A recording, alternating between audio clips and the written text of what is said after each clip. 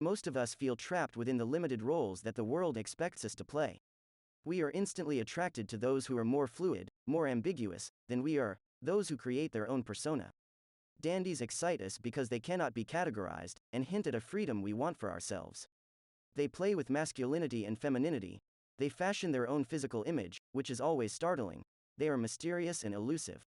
They also appeal to the narcissism of each sex. To a woman they are psychologically female, to a man they are male. Dandies fascinate and seduce in large numbers. Use the power of the dandy to create an ambiguous, alluring presence that stirs repressed desires. Many of us today imagine that sexual freedom has progressed in recent years, that everything has changed, for better or worse. This is mostly an illusion. A reading of history reveals periods of licentiousness, imperial Rome, late 17th century England, the floating world of 18th century Japan, far in excess of what we are currently experiencing. Gender roles are certainly changing, but they have changed before. Society is in a state of constant flux, but there is something that does not change. The vast majority of people conform to whatever is normal for the time. They play the role allotted to them. Conformity is a constant because humans are social creatures who are always imitating one another. At certain points in history it may be fashionable to be different and rebellious, but if a lot of people are playing that role, there is nothing different or rebellious about it. We should never complain about most people's slavish conformity, however, for it offers untold possibilities of power and seduction to those who are up for a few risks. Dandies have existed in all ages and cultures, Alcibiades in ancient Greece, Korochika in late 10th century Japan, and wherever they have gone they have thrived on the conformist role-playing of others. The dandy displays a true and radical difference from other people, a difference of appearance and manner. Since most of us are secretly oppressed by our lack of freedom, we are drawn to those who are more fluid and flaunt their difference. Dandies seduce socially as well as sexually. Groups form around them, their style is wildly imitated, an entire court or crowd will fall in love with them. In adapting the dandy character for your own purposes, remember that the dandy is by nature a rare and beautiful flower. Be different in ways that are both striking and aesthetic, never vulgar. Poke fun at current trends and styles, go in a novel direction, and be supremely uninterested in what anyone else is doing. Most people are insecure. They will wonder what you are up to, and slowly they will come to admire and imitate you, because you express yourself with total confidence. The dandy has traditionally been defined by clothing, and certainly most dandies create a unique visual style.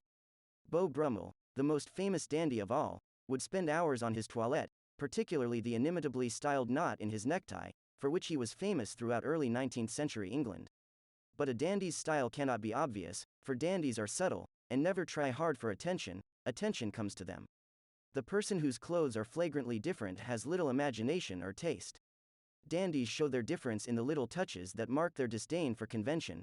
Théophile Gautier's red vest, Oscar Wilde's green velvet suit, Andy Warhol's silver wigs.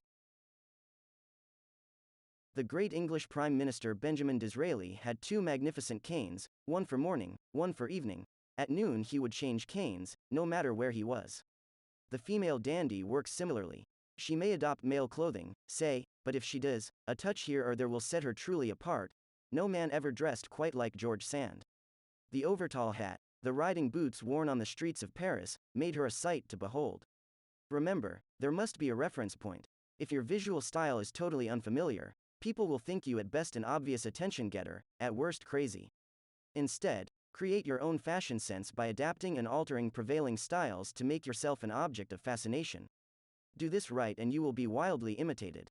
The Count d'Orsay, a great London dandy of the 1830s and 1840s, was closely watched by fashionable people. One day, caught in a sudden London rainstorm, he bought a paltrock, a kind of heavy, hooded duffel coat, off the back of a Dutch sailor. The paltrock immediately became the coat to wear. Having people imitate you, of course, is a sign of your powers of seduction. The nonconformity of dandies, however, goes far beyond appearances. It is an attitude toward life that sets them apart. Adopt that attitude and a circle of followers will form around you. Dandies are supremely impudent. They don't give a damn about other people, and never try to please.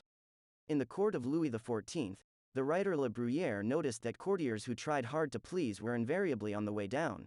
Nothing was more anti-seductive.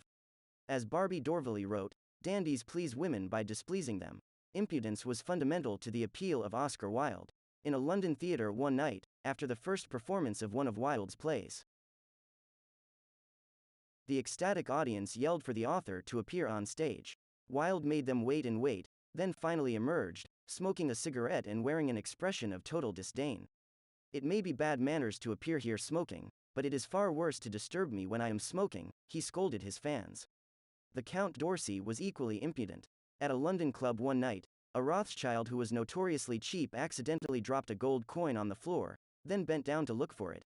The Count immediately whipped out a 1,000-franc note, worth much more than the coin, rolled it up, lit it like a candle, and got down on all fours, as if to help light the way in the search. Only a dandy could get away with such audacity. The insolence of the rake is tied up with his desire to conquer a woman, he cares for nothing else. The insolence of the dandy, on the other hand, is aimed at society and its conventions. It is not a woman he cares to conquer but a whole group, an entire social world. And since people are generally oppressed by the obligation of always being polite and self-sacrificing, they are delighted to spend time around a person who disdains such niceties. Dandies are masters of the art of living. They live for pleasure, not for work. They surround themselves with beautiful objects and eat and drink with the same relish they show for their clothes. This was how the great Roman writer Petronius, author of the Satyricon, was able to seduce the Emperor Nero. Unlike the dull Seneca, the great Stoic thinker and Nero's tutor, Petronius knew how to make every detail of life a grand aesthetic adventure, from a feast to a simple conversation. This is not an attitude you should impose on those around you. You can't make yourself a nuisance, but if you simply seem socially confident and sure of your taste, people will be drawn to you. The key is to make everything an aesthetic choice. Your ability to alleviate boredom by making life an art will make your company highly prized. The opposite sex is a strange country we can never know, and this excites us, creates the proper sexual tension. But it is also a source of annoyance and frustration. Men do not understand how women think, and vice versa. Each tries to make the other act more like a member of their own sex. Dandies may never try to please, but in this one area they have a pleasing effect. By adopting psychological traits of the opposite sex, they appeal to our inherent narcissism. Women identified with Rudolph Valentino's delicacy and attention to detail in courtship.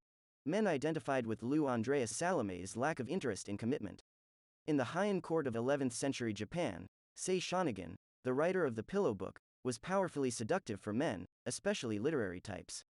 She was fiercely independent, wrote poetry with the best, and had a certain emotional distance.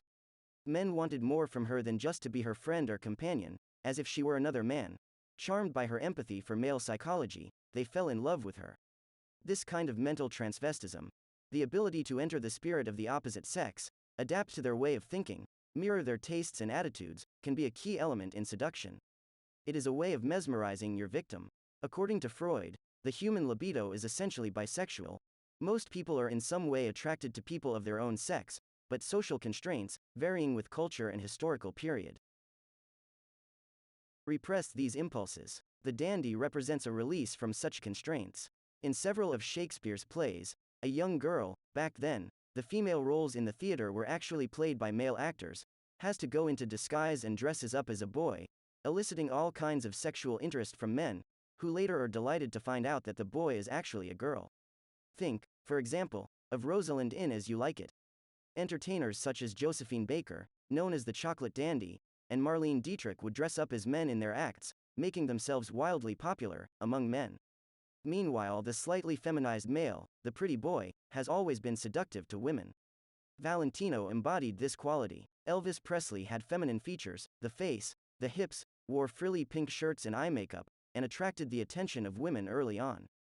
The filmmaker Kenneth Anger said of Mick Jagger that it was a bisexual charm which constituted an important part of the attraction he had over young girls, and which acted upon their unconscious.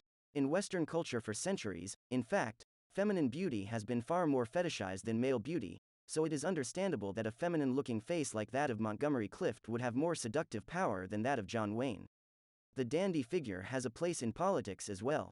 John F. Kennedy was a strange mix of the masculine and feminine, virile in his toughness with the Russians, and in his White House lawn football games, yet feminine in his graceful and dapper appearance. This ambiguity was a large part of his appeal. Disraeli was an incorrigible dandy in dress and manner. Some were suspicious of him as a result, but his courage in not caring what people thought of him also won him respect. And women of course adored him, for women always adore a dandy. They appreciated the gentleness of his manner, his aesthetic sense, his love of clothes, in other words, his feminine qualities. The mainstay of Disraeli's power was in fact a female fan, Queen Victoria.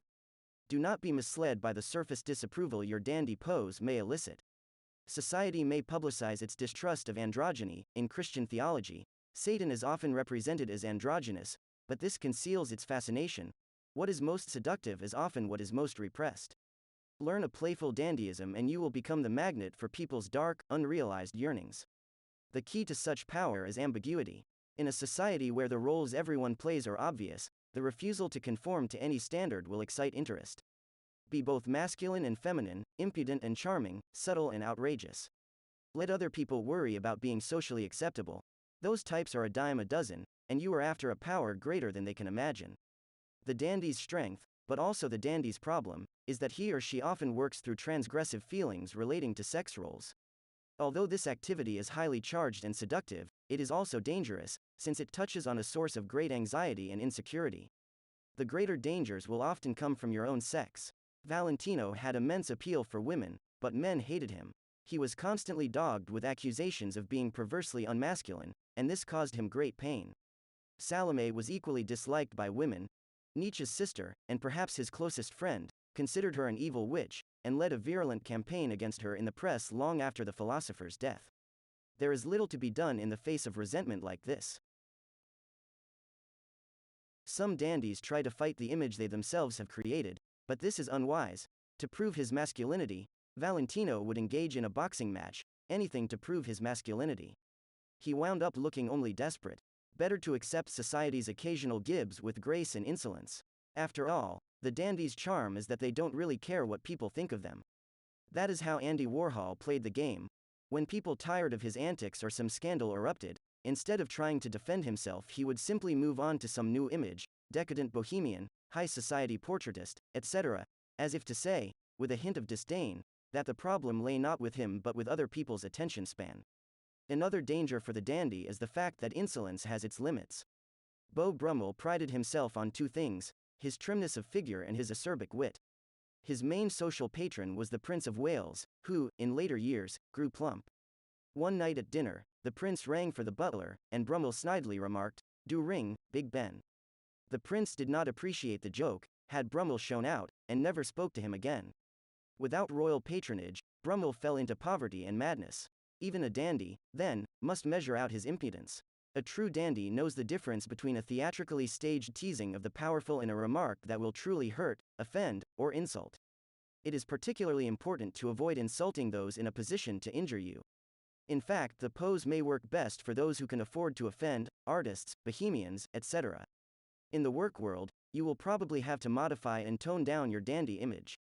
Be pleasantly different, an amusement, rather than a person who challenges the group's conventions and makes others feel insecure.